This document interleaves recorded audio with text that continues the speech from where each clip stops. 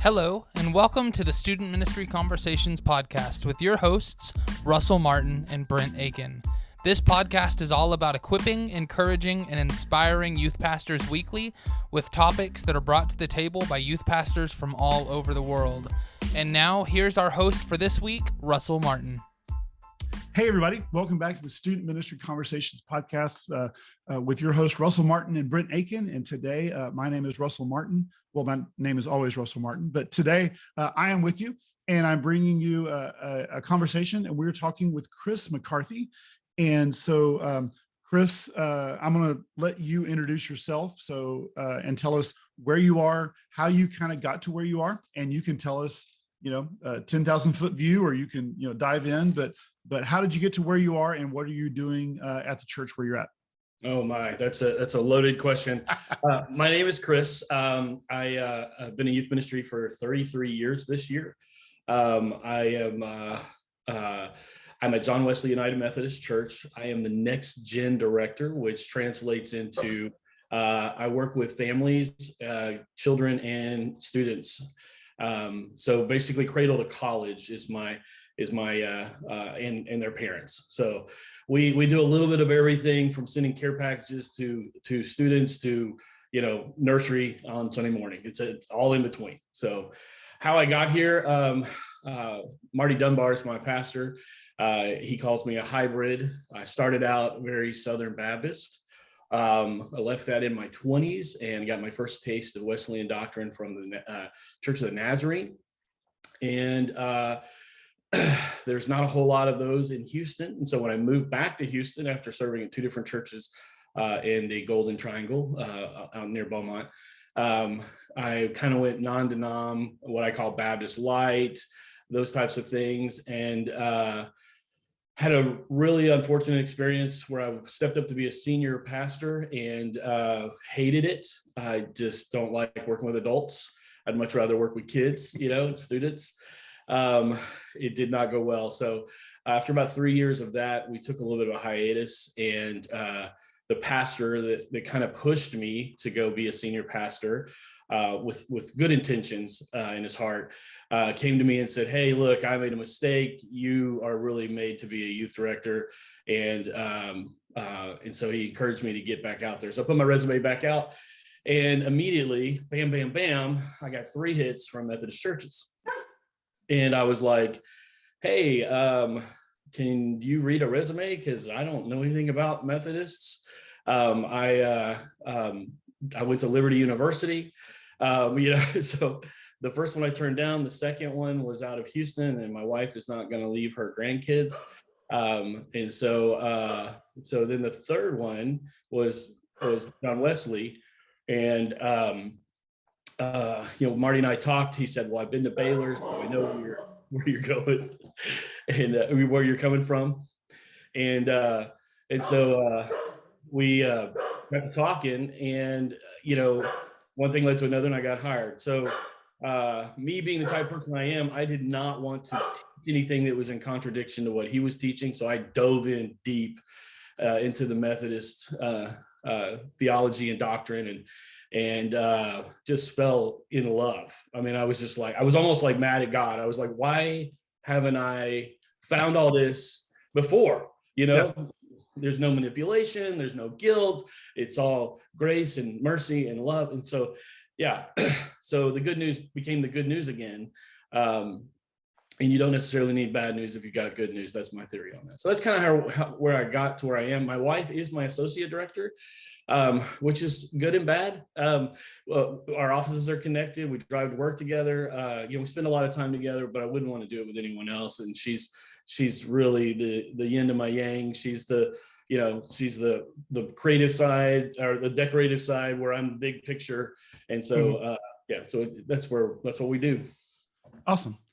That is awesome. And I have not met you or come across you. I am 25 years of youth ministry in the Methodist Church in the Texas Conference. And then now I am serving as a pastor at Lake Houston, which gives me a totally different perspective. And I still do coaching and consulting and leading and stuff like that for churches and for youth pastors. So I have made that jump. I'm only in year 1 of that jump. It seems to be going pretty well. But one of the things that the reason that I contacted you was that there was an article that was put in our annual conference and newspaper, The Cross Connection. And so many of our listeners here are some are Methodist, some are non-denominational, some are Baptist. So we have a variety, but they know when I'm talking, both of our co-hosts are both Methodist. So it does come in a lot. And so I was reading in the article, and it talks about John Wesley UMC is rethinking youth ministry. Mm-hmm. And so can you tell us a little bit about, you said you're the director of Next Gen Ministry, and that's kind of become a buzzword, I guess, in the past, 10 years or so. I started hearing this Next Gen, and I honestly didn't know what it was initially.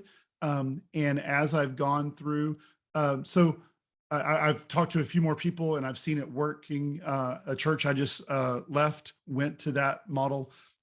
But first of all, what is Next Gen Ministry as you define it and y'all use it at your church? So like I said, Next Gen Ministry is the cradle to college, creating a ministry where you have the end in mind.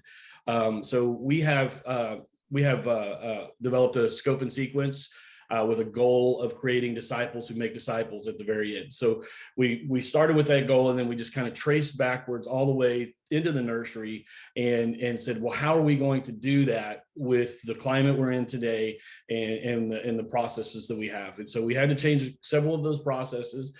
And what ended up was this ministry where the students are activated into the children's department on Sunday morning. So they shadow the adults. Now they're not there as helpers. They're there as teachers. They're junior small group leaders. They help out with the worship in the children's department and lead songs and all that. And then we have a group also that doesn't want to be activated, or a little bit, maybe they're not comfortable with, doing that. And so we have a class for them on Sunday mornings where they can not only be taught, but they can also take turns teaching each other. And so the whole point is to try and get them to verbalize their faith and not just sit there and receive. And so that's kind of what it looks like for us. Next Gen is thinking about the next generation of our church and what that looks like and what we want it to look like. And so it's instead of just going through the paces, we've been very purposeful in our direction in choosing different curriculum, choosing how we interact with the students and the kids. And it kind of came out of a conversation at summer camp. I was reading this book all about Gen Z. And so I sat down on the last night of summer camp and I asked them, I said, okay, so it says that you guys would much rather have a lesson that's 15 to 20 minutes long as opposed to, 30, 45 minutes. True or false? And they said true. And I said, okay. So you realize that when preachers and teachers take 30 to 45 minutes, they're building up to something. And when I can only do it in 15 to 20, sometimes I have to say things that are very direct and pointed in order to get that across. Are you okay with that? And they all said, yes, they love the idea. And so I asked them, I said, all week long, the camp speaker has been telling us that the greatest gift that God ever gave us was himself. And they said, yes. And I said, do you agree with that? I said, yeah. They said, yes. And so I said, okay, well, if that's true, then why don't we live like that is true? And immediately the person next to me said, well, I feel like you're judging me. And I go, no, that's not a judgmental statement.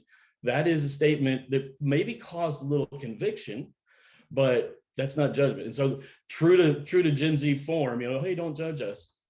And so out of that came this 15 to 20 minutes of teaching, deep thoughts, and then having open discussion afterwards. And then once I finished up the lesson, I was like, okay, I'm going to go out by the pool. And if you guys want to continue discussing this, well, then we'll discuss it. And so we had about 6 other students come down and talk to, hang out with us. But out of that kind of came this whole process of changing how we teach. And even though millennials would probably sit through a 30, 45 minute lesson, with a game, and you could almost preach like a sermon.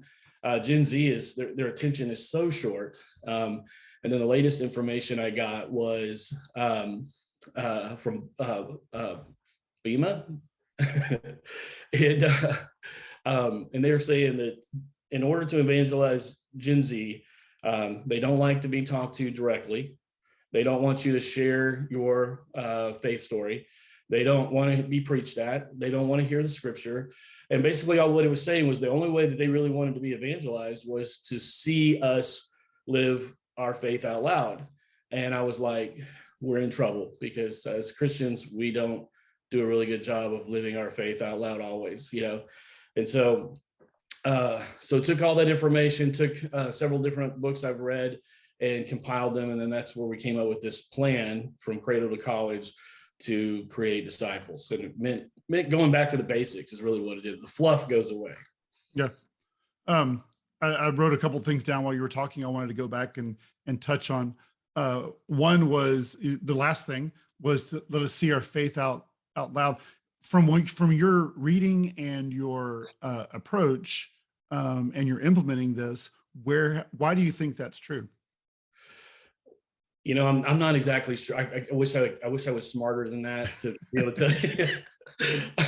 I think it has to do with social media. I think it has to do with all the input that our students get today.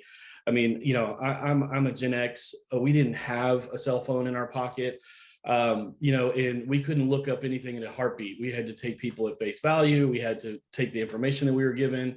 And now I've literally had students look up stuff while I'm teaching in the past, you know, and no, Google says this. Well, Google is wrong, you know? And so I think with all that input, with all that social media input, with all that access to knowledge that's not always necessarily correct, there has been this really, really bad image of who Christians are. And so, you know, one of the things we do in our youth ministry is we shy away from the word Christian. We use the word disciple because they're two very different definitions, and we explain those on pretty regular basis. As to, you know, a Christian is a person who's a part of an organization. As a disciple is someone who wants to walk like, talk like, be like Jesus. And those are two huge different. You know, if we go back to scripture, Jesus called us disciples. It's the world that called us Christians. And so looking at all that information and trying to process this, they're doing the same thing. They're looking at all this information that's given to them, and they're going, you know, why are we coming here playing games? Why are we doing this? You know, whereas the millennials enjoyed those types of things. I think Gen Z is just like, hey, we're busy enough. Can you just get to the purpose of the point? And so that's why we really kind of changed everything and made it, you know, more connectional, more straight to the point. I'm going to tag a bunch of different podcasts, but Walt Mueller, Center for Parent and Youth Understanding, and they do a lot of research, and he talks about that and the changing face of youth ministry. And Brock Morgan was one of our first episodes that we did. And he talks about, you know, how youth ministry is changing. And I think Marco Strecker is the other one, but all of them have talked about this change in the way we did youth ministry to how we did it. Sam Halverson's another one. We're talking about integrating youth in the body of Christ. I don't know if you know Sam or had read his stuff, but I think it would go really well. Like what he writes about would be a really good one for you a book for you to read. Yeah. And to listen to that podcast. But so they've all talked about that there was a way we did it, which you can't discount the way we did it. I mean, I'm a product of the way of doing youth ministry. I am in ministry now. I have been in ministry for 30 something, 20 plus, I won't count how many years. You know, I got into youth ministry right out of high school. Basically, I did 1 year in college, and then I was in youth ministry, and I've done that all the way through up until now, being a lead pastor and leading worship and in Lakeview and UM Army and all those things. So I'm a product of that, of how it's been, and I've seen that work. But I do think we also need to be able to adapt and see that, you know, not just, you know, generations, Gen Z, millennial, those post-COVID is a huge deal. I won't get into. We don't have time to do, that's another podcast. But that has definitely changed how we do things. But just an encouragement to youth leaders to know that the way you did it, I know it's hard to say, but we always did it this way. Everybody gets to that point in their ministry where they say that, where it's easier not to do what you did and go through and read the book and go, hey, I've committed my life and I've done these things for 20 years, 30 years, and they're not working anymore. And I need to rethink how I do things, not change the message, but I need to rethink and recognize those characteristics. So that also is learning and reading those books. And I hope that you will, at the end, you'll share, but also send us some links to some of the books that you found helpful with your research into Gen Z and to those. Another thing that I pulled from when you talked about is you talked about your scope and sequence, and you don't have to go into details, but could you share just maybe some highlights of each grade or level, or kind of a quick overview of your scope and sequence? Yeah, so it starts at the very beginning at birth. We are very purposeful about making sure that we connect with the parents. We bring them hey, you've just had a new baby book, and we bring them dinner, and at that point we start talking about baptism and what's the plan, and kind of get that thought in their head, and then as we move forward, obviously they talk to the pastors, and the baptism happens and all that other stuff. And then in the nursery, where one of the things that we were told actually prior to us taking over was that our nursery wasn't Christian enough. And I didn't know exactly what that meant. I was like, do you want us to write scriptures on their diapers? I don't know. I don't know what you want. All shall be changed. Yeah. Right. And so one of the things we did was we implemented even just a little story time into the nursery, and some two simple songs like Jesus Loves Me. And so we had to speak to our nursery workers about I know that you signed up to be a nursery worker, but now I need you to just teach a lesson. I just need you to tell a basic story about who Jesus is. So fast forward to that. And when the kids come out of the nursery, there's these 3 points. So my scope and sequence has the timeline of the child, and then it has a timeline of the parent. And so there's different times that we're putting information into the parents' hands. And then there's also these 3 hard moments where they change from nursery and they go to the kids department, JW Kids. And so then from JW Kids into junior high, and so on and so forth. And so then there's the one before they go off to college. And so we have these moments where we sit down with the parents and go, okay, listen, it's going to be really, really, really easy for you to just fall into what everybody is doing. But if you want a disciple-making disciple student, if you want a spectacular student that follows Christ and loves Christ, then you can't do things the way the Smiths do. You have to do things differently. You have to be different. And so joining every sports club and keeping your kids so busy and all these things that distract from the main thing, we're not saying don't do it. We're saying think about when you were a kid, think about how much time a child needs to develop, and so on and so forth. And so one of the biggest things we're fighting in youth ministry right now is that we've got amazing students and amazing parents. And if it wasn't for the fact that they had amazing parents, I would be concerned at how little they're at church because of all these different activities they're a part of. I can say that we do have some great parents at John Wesley who are purposefully pouring into their kids. Now, if I was at one of my previous churches where the climate was very different, I would be seriously concerned about where is this student, but we do talk about it. And even the parents now have come to the realization that there's just too much. There's too much going on in a kid's life, and so anyway, we talk about all that, and then we changed our confirmation from these, which was an oversimplified process of 3 big events, and we basically are starting it in 6th grade, and it ends in their 8th grade year. And so we've rewritten the curriculum. And so once or twice a month, and this is all brand new because we're kicking it out this summer, but once or twice a month on Sunday nights, they'll be pulled from the main group and they'll go into their confirmation group and have the lesson, and then do small group and talk about it and all this other stuff. So it's about, I think it was 50 different lessons that we're going to try and squeeze in 3 years. And then just some repetitive stuff. And so all that being said, I think I'm losing my point, but all that being said, the scope and sequence is really our visual aid that we can put in the parent's hand and say, look, this is our plan, and this is important to us. And we sat down and we talked about this and we prayed about it. And this is everything that your kid can experience while they're in the Next Gen ministry. That's awesome. And what I love about when you talked about at the beginning of that is that you're doing it at the beginning. So you're getting into parents and talking about priorities with their students and what activities they choose when they are in kindergarten. So that way it makes it, at least it's in their thought process when that student gets into, junior high.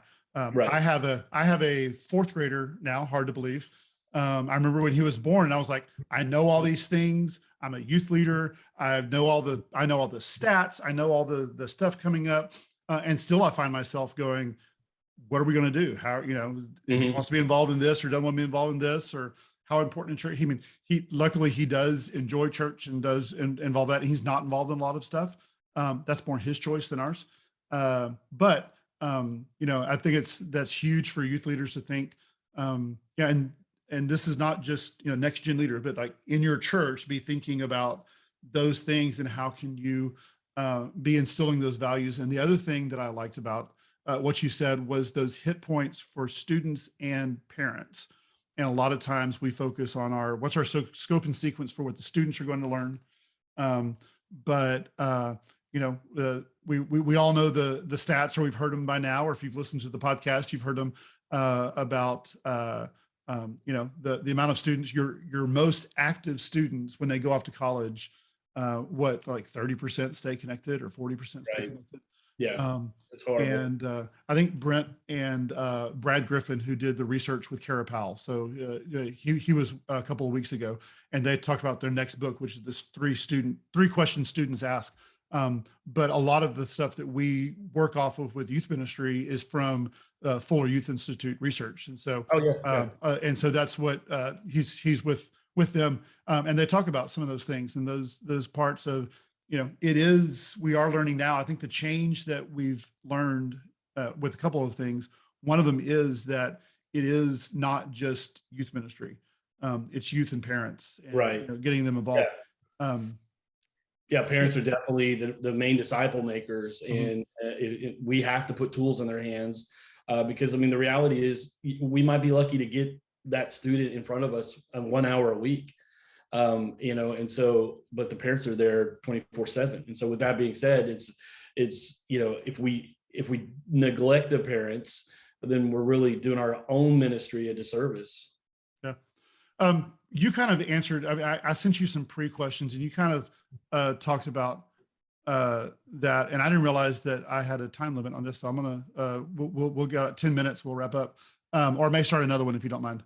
The only thing is I left my power cord at church. So I'm a little. Okay. All right. Well, we'll kind of wrap up a little bit and then maybe see if we do another conversation later. Yeah. I'm 3/4 of battery. I'm just okay. All right. So if when this runs out, I'm gonna restart another one to finish this. I did not realize they had changed used to it be whenever you had 2 people, you could record forever. So I'll do that. So when it runs out, we'll continue, but I'll edit all that out. We kind of talked about I sent you some questions initially, and you kind of talked about, why y'all came about this decision. But another question that came through my mind was,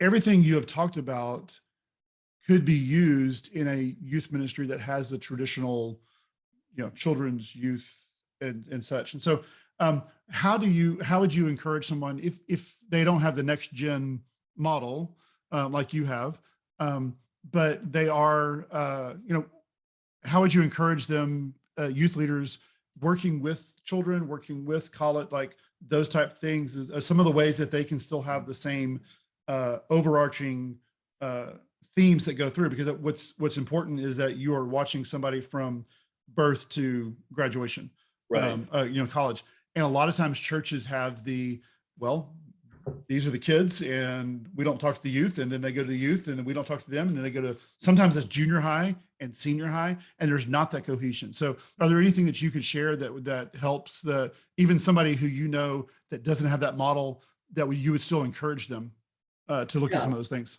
Yeah, so the majority of my career has been with youth. And so, a year after I got here, Marty Dunbar, our senior pastor, kind of presented this idea of me taking over children and youth. And then that kind of grew into the whole next gen concept. I would love to say I came up with this by myself, but it's really a collaboration of a lot of people. We have a great staff at our church. And so being able to bounce ideas off everybody and go, hey, have you experienced this? What about this? And having all that happen. And so if you are in a place where you are, a youth director who's wanting to implement this kind of concept, and you have a children's director, and then you have a college and career person, or, however that works, it's going to take some collaboration. I mean, you're going to have to sit down and talk. And somebody's going to have to say, look, this is my vision. This is what I want to see happen. How do we make this happen? Because I'll be honest with you, before I took over the children's department, I really did not know everything that went on in the children's department. And so I didn't know how. All I knew was I'm getting these students, and I have no control over what they know now. And I'm totally unsure of what the sixth grader is going to bring to the table. And so so now with being next gen, I can say, okay, so I want them to learn all of this prior to going up into the youth department, so that when I'm up there teaching, I don't have to start from square one.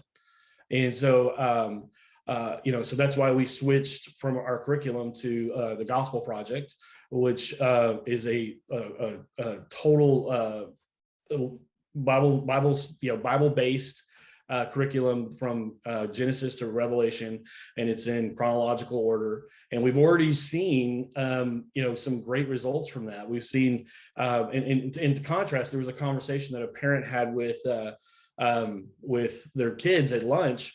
And one of the dads, who every first Sunday is our dad's Sunday, and they come up and they do the lesson. And so so he's sitting there talking to his little one, and he said, well, tell me what you learned today. And she goes, well, you were there, you should know. As he goes, I don't know, but I want to know if you know what you learned. And so she starts explaining the story of Samson and Delilah, and how God used Samson.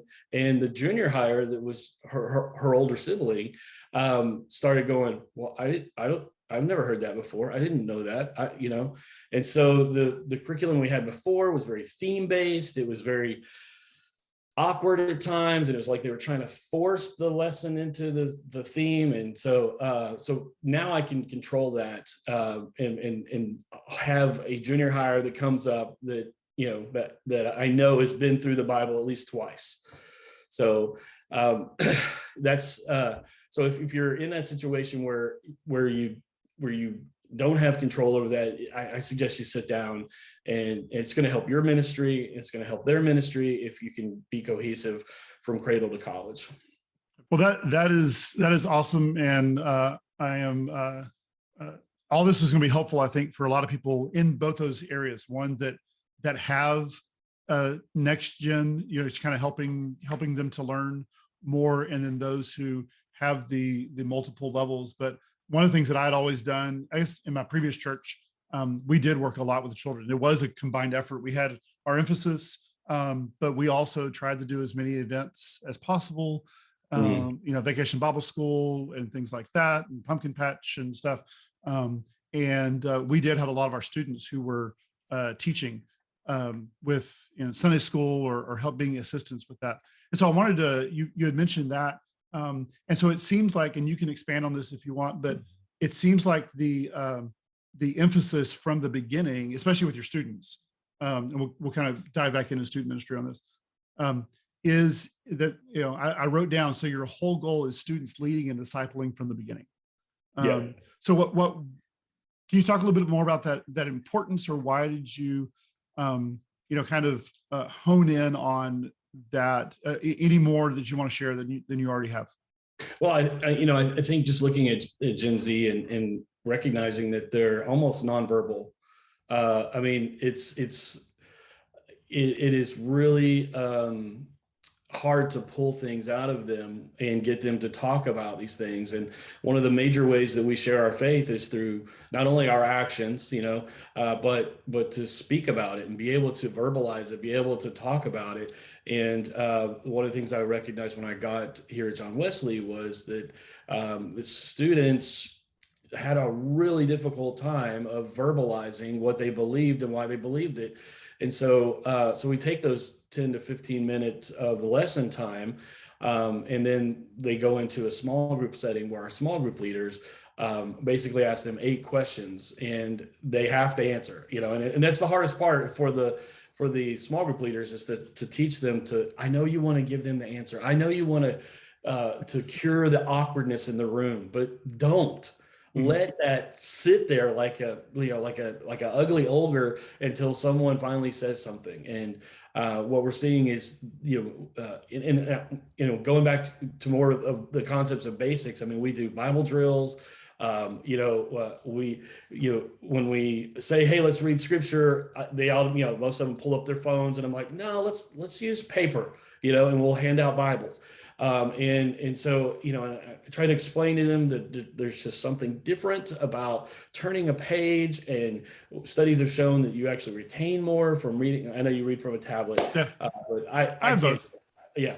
But anyway, so we talked about that, and I don't know if it's partially, my way of hanging on to some of the things of the past, even though we've pretty much ditched everything that I've done, since the early 90s. It's a totally, like you said, it's a totally different atmosphere now. And some of the things I could get away with, some of the games I could play, like you can't play Chubby Bunny anymore. I used to do a sermon on too much of a good thing, where I had a milk chug challenge, can't I talk about the attributes of milk. Can't do that anymore, because we don't have hover parents, we have plow parents. And they plow out anything that could harm their kid or cause any kind of pain or discomfort. And what we're seeing, is kids growing up without any resistance or any kind of strength to when you say things, they just go into shock mode. And and we don't want to cause harm, and I think part of that has to do with the way we speak too. And so, but there's a fine line there. We have to find that groove and get in it, and so that we're speaking to the students' hearts and allowing them to verbalize that back to us, so they can hear themselves say it, as opposed to just constantly being input into. So, well, I don't want to say this. I know that nothing I'm saying here is probably earth-shattering, or I'm sure somebody's sitting there, listening to this going, well, he hasn't shared anything like, great. I don't understand why he's on here, and I don't fully understand why I'm on here either. But I just know we looked. My last youth ministry was 85 to 100 kids, and I came to John Wesley, and we had, I think, 12 that were originally showing up, and I'm like, what is going on, And so then I got to looking at the demographic of our church, and there's only about 30% of our church that is of childbearing age. 70% of our church is 60 and over.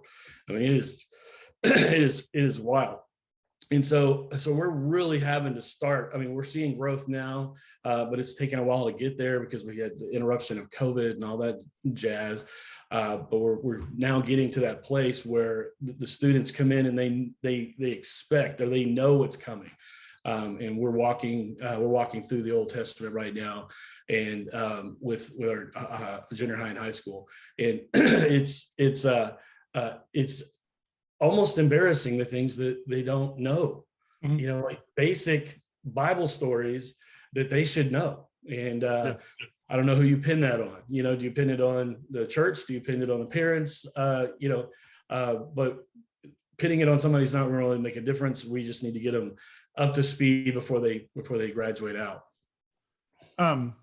You asked, you don't know why you're here, but I will tell you that your ability and willingness to look at everything that you had always done and realize that it's not working, and then change all of that into a whole new model, is something I think that a lot of people need to hear, or at least to also know they have permission to do that. That just because you went through, some youth directors have been through seminary and Bible college and they've learned these things, or they've been in youth ministry at a church for 25 years, or they've been at, 8 different churches in 8 different years, or whatever it is that we all get into our modes of, well, I always do this, and we use small groups and we do these things. And, I remember our deal was when I was early in ministry was some sort of big event, Yuck Games or Water Wars or whatever. And then everybody sat shivering while you preached at them after the event before they got hosed off. And like I said, for some people it worked, but things have changed. And I know students now, they're going to see right through whatever it is you're trying to do. Chad McKelvin was on here, one of our first interviews, and he talked about after COVID, the fact that he kind of compartmentalized things. And it was like, hey, we're doing games for these hours on this night. We're doing Bible study for these hours on this night. And some students would come just to games, and some students would come just to Bible study, and some would go to both, and they would transfer. But that way they weren't getting this, false, bait and switch kind of deal, and they could choose what they're going to be involved in. But that was a fundamental change in how, he was doing ministry, not, 3 years before. That was a COVID, kind of a COVID change, but, COVID was an accelerator and an amplifier, in my opinion. So nothing we're experiencing after COVID was not already coming. But I think it revealed some of those things and amplified some of those things. And so, yes, your willingness to look at and do research too. And so that's one thing I want to point out to listeners is there are books out there. And sometimes it would be good just to sit and read a book on Gen Z, because they are not millennials. They are not Generation X. They are completely different. And realize that there will be another book coming out in a couple of years talking about the next generation, because, is there a name yet for? I think they're going to start over with Gen Alpha. But that's that's the deal is, we talk about millennials. Well, they're in the workplace and having kids and doing stuff. That used to be the whole deal, is like, we got to figure out how to preach to millennials. And I'm, as a senior pastor, that's my job now, is to figure that out, and then how to help that. And even Gen Z is getting older and stuff. And so do that research into generations and how they learn, and be able to look at that. Funny, because you talk about millennials, that's the ones you're preaching to now, and some of those are having kids, and they're, they've already got kids, and they're in the children's ministry, or maybe they're a little older, and they come to me and they're like, why are we doing things this way? And I'm like, well, because what worked for you does not work for them. Yeah. They're a strange bird. So, well, and that's funny, because like that's the same conversation you would have with senior citizens at your previous church, right? I mean, like, why are we doing this new? And now you're having it with those who are 35 or 40 or 25 or whatever.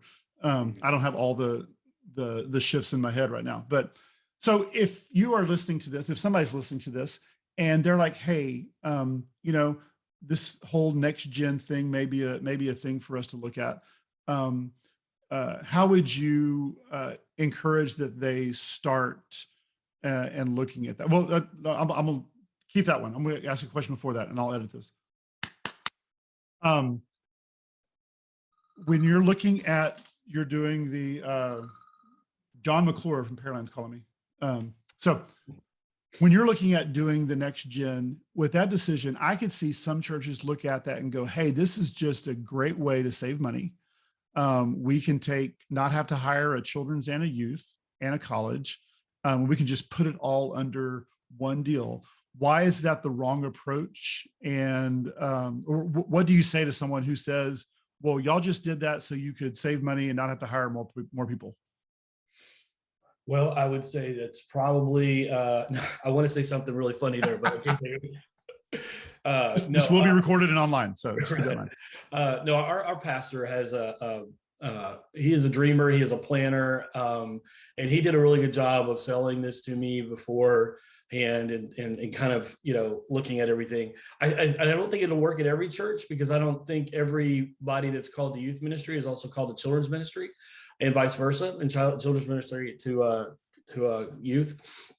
So you have to find that person that's in the right place at the right time. For me, if this had been presented to me 10 years ago, I would have shut it down. I would be like, no way. Littles are just, they're not my bag of tea. I like student ministry, but now that I'm 50 and I'm a grandparent, and I care about, what the kids are being taught. It made a big difference in my heart. So I have a passion for it. My wife has a passion for kids ministry. And even though that's not her background, she has jumped in with both feet and been right there. So I would say, that if it's just a money thing, that's not what it's about. You have to have a heart for the next generation of the church. And want to see the church survive instead of decline like we're seeing now. And so it's got to be something that's deep in your crawl. That's just like, something's got to change, or this has got to break, because, if that's not your thing, then this is a lot of work. I mean, it's a lot of work. There's a lot of moving parts in kids ministry that take up a lot more of my time than in student ministry. So if you're not passionate about it, you're going to burn out pretty quick. And that person they put there is going to burn out too. Because I can see a church be, well, this is just an easy fix. We couldn't find a youth director, so we'll just, make our children's our youth, or youth our children's, or whatever, and see an easy fix. And so you're bringing up that this is not a fix for something. This is a fundamental decision in how you are making disciples in the next generation. And it's intentional in going into that. Is that correct? Exactly, 100%. And I think if you're not careful, like I said, you will burn somebody out. And I think one of the keys to the next gen ministry is to have someone whose desire is not to move up or move on or move out. I'm happy at John Wesley. I'm going to stay here until God calls me elsewhere, which I hope he doesn't. I would like to retire from John Wesley, So I have a goal to be here when one of our new babies graduates in 12 years. Yeah. So I think longevity is the key, because you can't do next gen with changing heads every 12 to 16 months or 18 months. So it's got to be somebody who's willing to set roots, get in there, and doesn't have the ambition of going off and becoming a senior pastor or whatever. So I was going to bring that up, is that it did seem like something that, this is a long-term deal. I mean, I remember I was, the longest I served, my previous church, I saw my fourth graders graduate. The ones who started in fourth grade. And so I saw them graduate. And so the benefits of what you can do at year 3 that you can't do at year 1, what you can do at year 7 that you can't do at year 3. Sam Halverson talked about those things you can do at year 15 that you can't do at year 5 in ministry.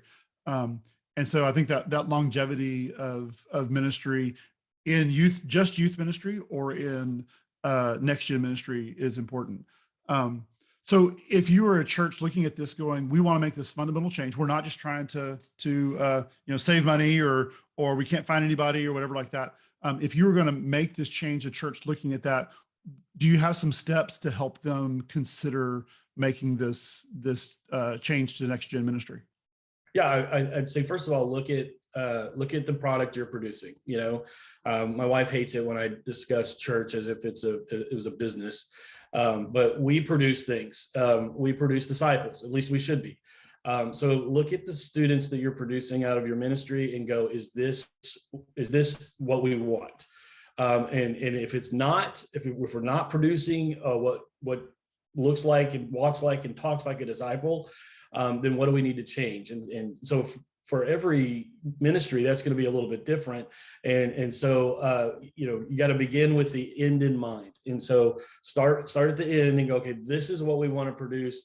how do we take the things that we're doing or throw out the things that we're doing and change what the end result is. And so it really is good. I mean, I had all of COVID to think about this. So, as I sat there and just wringed my hands about, is this going to come back, and is our students going to come back? Is youth ministry ever going to be what it was? And I've kind of given up on that concept that I think the days of huge youth ministries are over.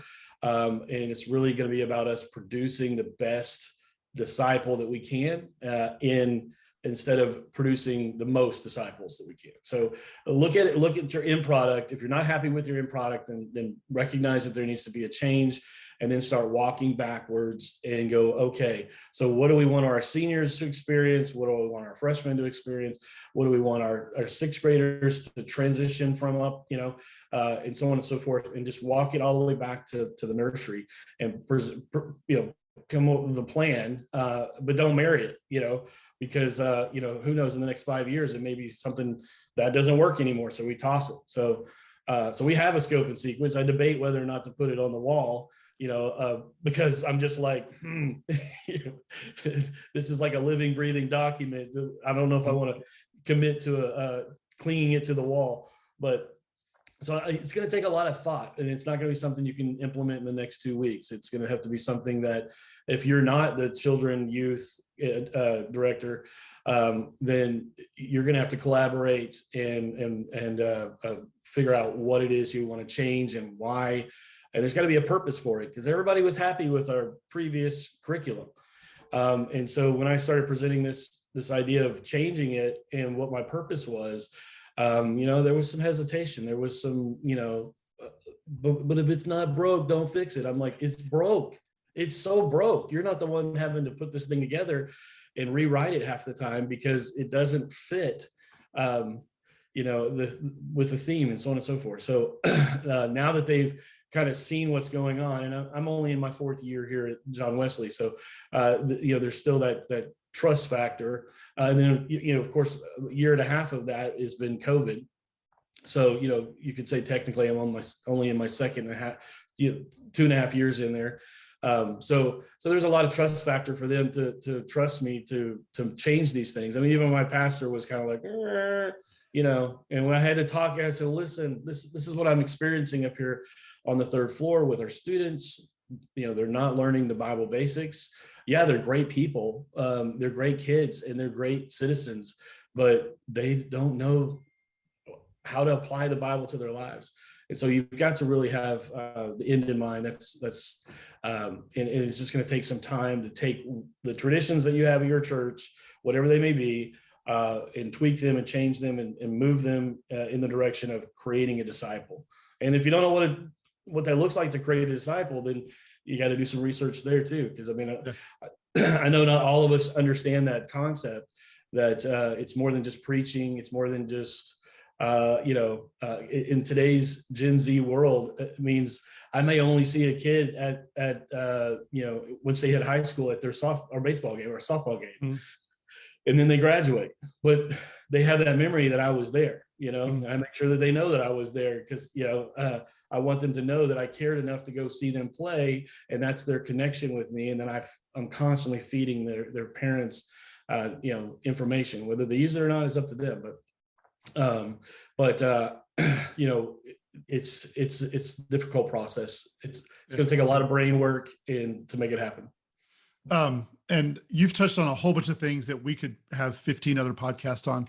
I do want to go back with what you said as far as, you see the kid at the baseball game. I like that you made that connection with the kid at the baseball game.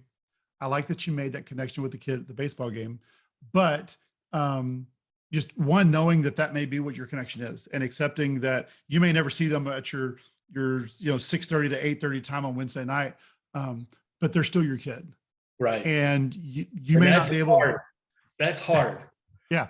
Especially with what I grew up with. Like, mm-hmm. I mean, I grew up Southern Baptist. If you're not at church, then you're not a real good Christian. Yeah. Do you even lift, bro? Yeah. But you accept that, it's responsibility, and you're at least making that effort to equip the parents, because parents are the disciple making deal. It may not be 100%. They may not have 100% of the experience. But just because they're not going to walk on your campus every week, you're still reaching out and doing that. And I think that's a whole other podcast about reaching students who aren't part of the traditional ministry. But, the reality is, you have dance kids and you have baseball kids and stuff. I always thought for myself, am I so conceited and, self-important that I expect kids to show up at the time that I set that I can do in my location? Or how do we equip, encourage, and empower students to be ministered to and be in ministry at their dance or baseball, because they're going to have access to students that I will never have, and equipping parents too. So if I have a baseball kid and his dad's coaching, well, he's got 12 other kids there that will probably never come to church. But if I can empower him to minister to his student, to his child, and also to others, then you created a mission field right there with those who always go.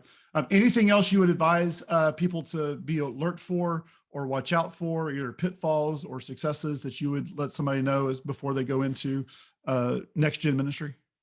I would kind of reiterate the whole thing of just don't be married to anything.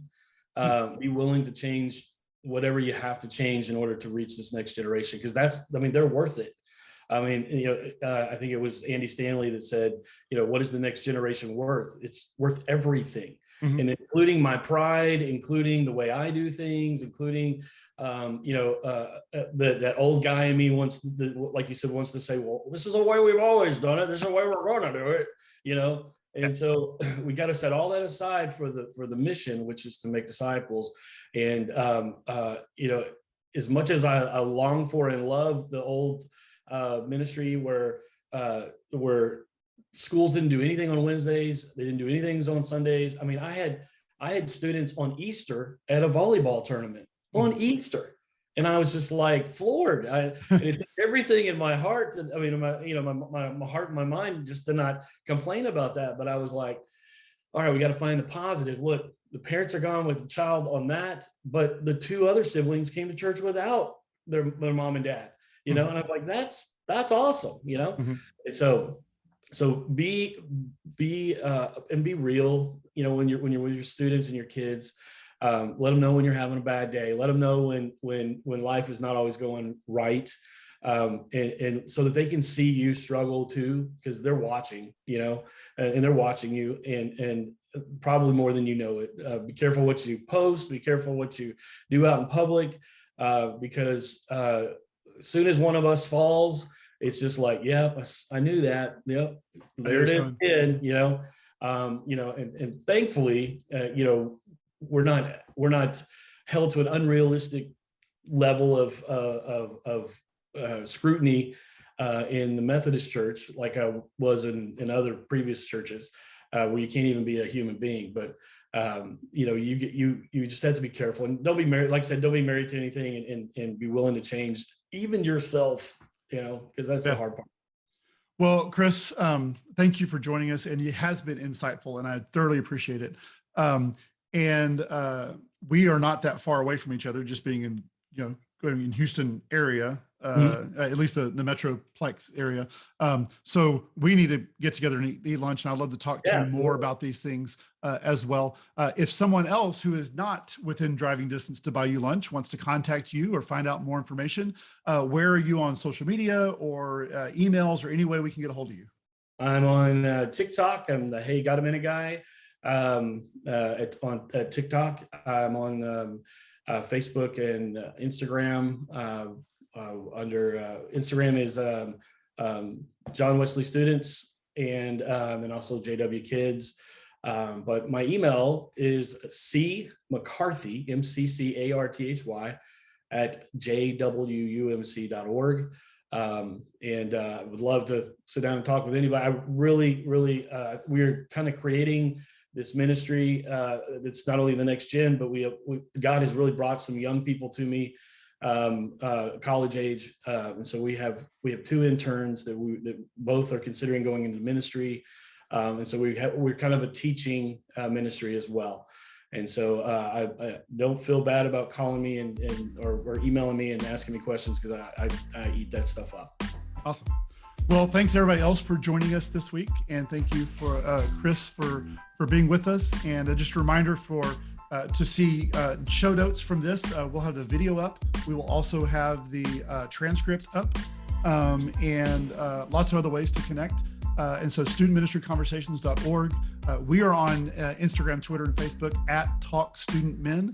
And then podcast is available. You already know where the podcast is available because you're listening to it. But tell your friends, tell your coworkers, tell others.